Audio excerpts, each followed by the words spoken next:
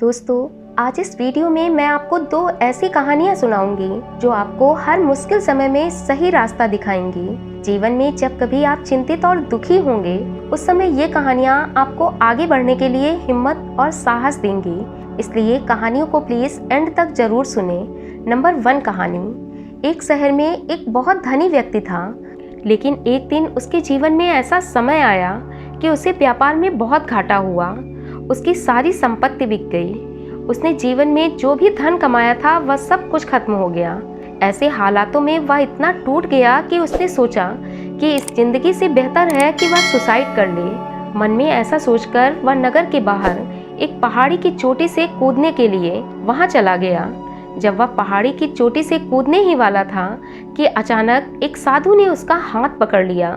साधु ने उस आदमी से पूछा कि तुम पहाड़ी से क्यों कूद रहे थे। तब उस आदमी ने अमीर से गरीब बनने तक की पूरी बात उस साधु को बता दी।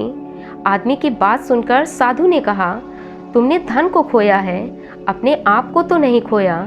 पैसा कमाने का हुनर तुझमें कल भी था और आज भी है। जीवन में समय एक जैसा नहीं रहता। आज मुश्किल है तो कल अच्छा समय जरूर आएगा। इसलिए अच्छे समय की उम्मीद को मत खोने दो, क्योंकि उम्मीद मुश्किल वक्त का सबसे बड़ा सहारा होती है। इसलिए तुम्हें पहले के जैसे ही एक बार फिर से एक नई शुरुआत करनी होगी। साधु की बात सुनकर उस आदमी को अपनी गलती का एहसास हो गया। उसने साधु से कहा, अब मैं मुश्किल समय को दुख या निराशा में डूब कर नहीं बिताऊंगा, बल्कि अपने इस बुरे समय में दुगनी साहस और हिम्मत के साथ अपने काम की शुरुआत करूंगा। दोस्तों, यह कहानी हमें यही सीख देती है कि अगर आपकी ज़िंदगी में भी दुख परेशानियां आए तो वही वक्त होता है खुद को संभालने का, खुद की हिम्मत और ताकत को पहचानने का। मुश्किल समय से घबराकर पीछे मत हटो, बल्कि उससे लड़कर आप जिंदगी में आगे बढ़ते रहो। दूसरी कहानी। एक बार एक पिता और पुत्र रात्रि के भोजन के लिए बैठे थे। जब थाली में भोजन आया तब उस लड़के की माँ ने प्लेट में सब्जी और भूल से जली हुई रोटी रख दी। जब लड़के की माँ ने देखा कि रोटी जली हुई है तो वह इस बात के लिए अपने बेटे और पति से माफ़ी मांगने लगी। तब उसके पति ने कहा, मुझे जली हुई कड़क रोटी बेहद पसंद है। इस बात को सुनकर उसके बेटे को बहुत आश्चर्य हुआ। खाना खाने के बाद उसने अपने पिता से पूछा, क्या आपको सच में जली हुई रोटी पसंद है?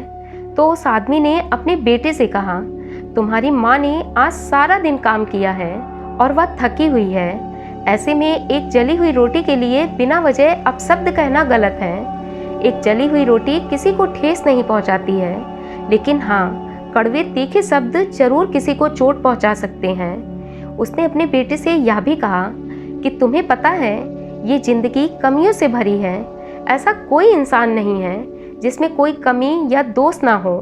मैंने अपनी पूरी जिंदगी में यही सीखा है कि एक दूसरे की गलतियों को अनदेखा या फिर माफ़ करना सीखो, तभी आप अपने रिश्तों में सफल हो पाएंगे और बिना वजह की दुख चिंताओं से मुक्त रह पाएंगे। दोस्तों, ये कहानी हमें यही सीख देती है कि हमें कभी भी किसी की कमियों को, उनके दोषों को दिल में नहीं रखना चाहिए, क्योंकि इससे हमारी ज़िंदगी में, हमारे रिश्तों में कड़वाहट फैल जाती है। जीवन में ये सारी बातें तो आती जाती रहेंगी, लेकिन चॉइस आपकी है कि आप उसमें खुश रहते हैं या आप उससे दुखी होकर खुद को परेशान करते हैं।